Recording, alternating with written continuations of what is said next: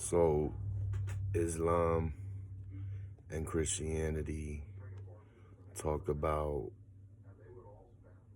young women coming of marriage age and how it was normal for a young woman to get married at them ages. The Quran and Muhammad's youngest wife, she was ready for marriage at that time. It was normal for them at that time. Joseph and Mary's relationship. Mary was in her teens. There's other stories, I think. I'm pretty sure they're all about young women coming of marriage age when, the angels or the prophets, when they found their faith and had their moment in history. And that's confusing because in our generation it's confusing to us, and we might get upset because we understand that women in our society, when they're 18 and older, that's when it's common for them ladies to get married. But I think there's a big misunderstanding between our generation and their generation.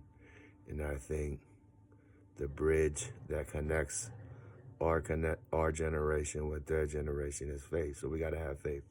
We understand that the prophets are holy. We understand that Prophet Muhammad is holy. We understand that the saints are holy. But we also got to understand that this was a different time. We can't do these things. Some make mistakes. We can't do these things. We have,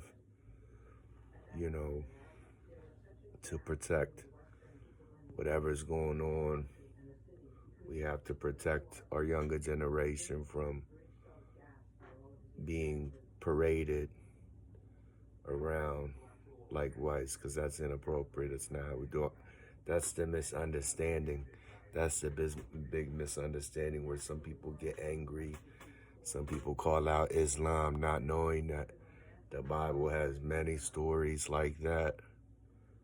Just read it, use AI, go on Google, read the stories. It was common for them young women at that time to marry at that age because life expectancy was so short. So, again, what connects our generation to their generation is faith. Everyone had faith, so there's a huge misunderstanding between our generation and their generation. Like I said, our generation is common for our young women to get married at 18 and older, and we have to respect that. We can't take these books literally. They both talk about war. They both talk about slavery, things that were going on in their century, in their generation.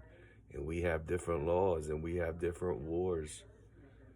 But, like I said, the prophets are holy, Muhammad's holy, Joseph's holy. We know these saints are holy, and we know these are people of faith. We know these were good women.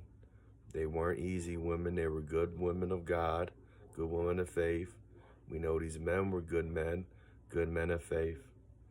So before you let your ignorance show, try to remember what the whole point of religion is. Try to understand that Islam and Christianity are very closely resembles each other. They were made around the same time. The same figures are in each book, just different views. So other than spreading hate, spread love. You feel me, my nigga? I love y'all.